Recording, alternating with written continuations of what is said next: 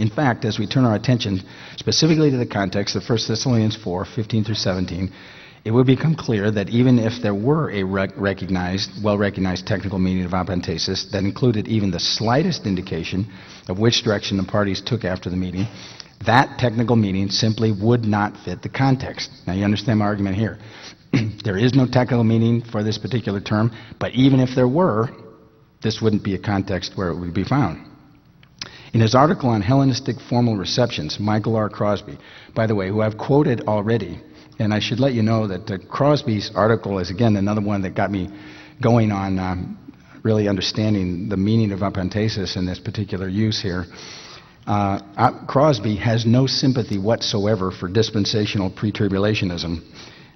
Believe me, he regards it, this is quoting him, as discredited, naive, misguided, and fanciful, and a doctrine that he detests. Crosby's another one of those guys that used to be a dispensationalist, but his doctorate led him away into other things because he got to be more scholarly.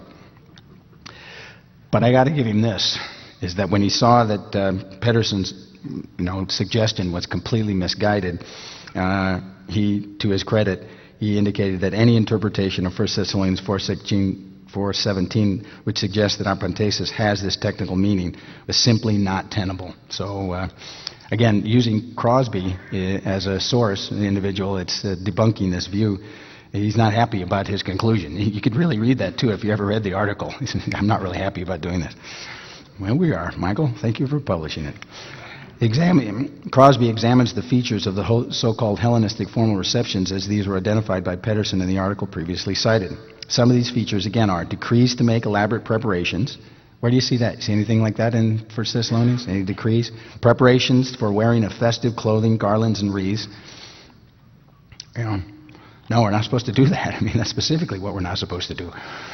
Get a white sheet and go out to the highest point in town and wait. No, we're going to be about our work. A lot of passages talking about so your labor is not in vain in the Lord. Completely, there's nothing like that in 1 Thessalonians 4. Sacrifices were often prepared on and offered as a part of the reception. Loud acclamations would be a prominent part of the receiving crowd's behavior. Crosby describes these features with quotes from primary sources recounting these receptions. And then he summarizes the point that I want to emphasize here.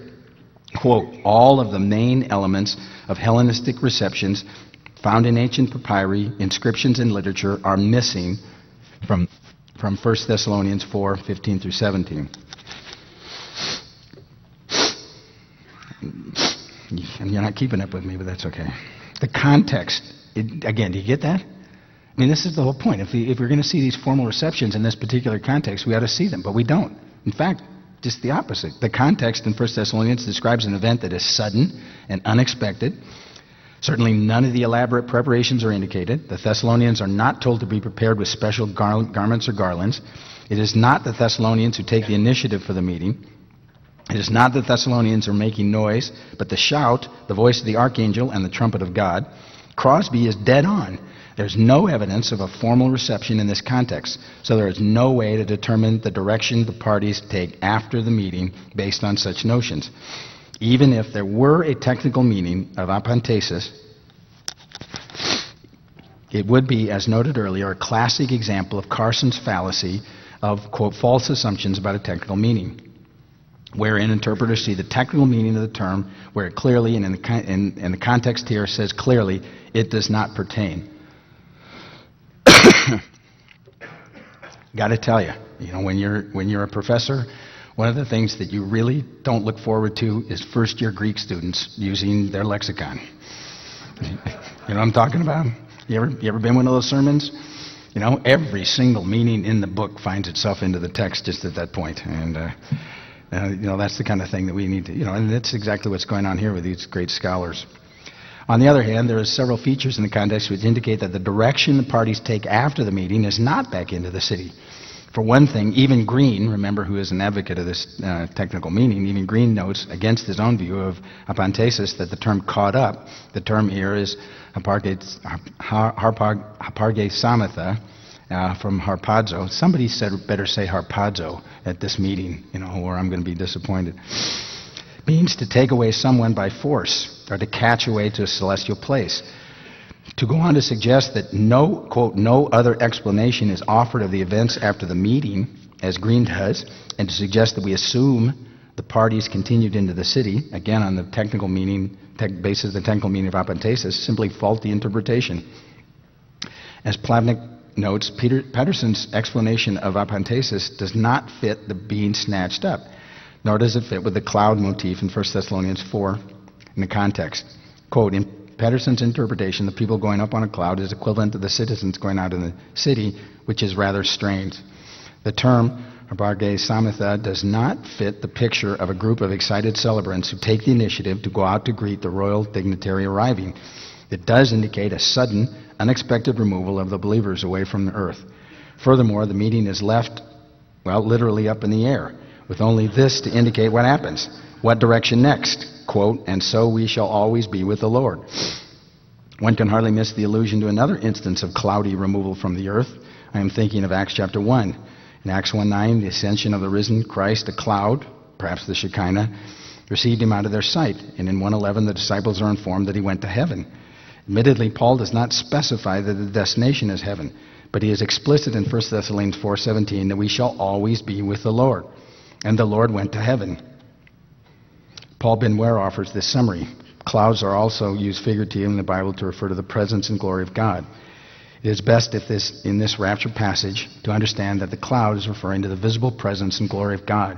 At the rapture, it is the glorious Lord Jesus who appears and brings the saints into the presence of his glory. And by the way, I didn't note this, but in no way do I suggest that there aren't literal clouds there. I mean, the point is I think both views I don't think are mutually exclusive. So I think it's literally in the clouds and going up, and I have a great power. I just was teaching on this, as a matter of fact, the other day when I was using my PowerPoint slides on this, and I got some great pictures of people actually being raptured. I mean, imagination, of course, but there's literal clouds and everything else there, but I think that's the picture.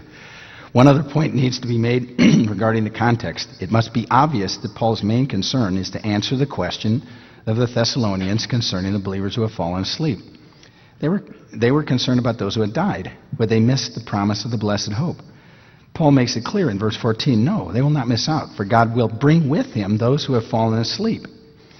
Those who advocate the formal reception of dignitary view will acknowledge that the resurrection is a part of Paul's answer here, but seems to ignore this detail, that is, that he will bring with him those who have fallen asleep. That little detail finds no connection whatsoever in the visiting formal dignitary view.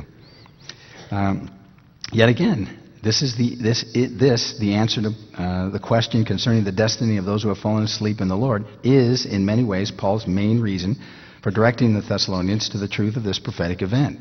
The union of the living, translated saints with those whose souls are finally reunited with the glorious resurrected bodies is the main point here. See 1 Corinthians 15. And Paul teaches it to produce comfort and hope, and that is the rapture. Now, the rest of this is really going to be somewhat very familiar ground for most of us here. Finally, I want to deal with a somewhat wider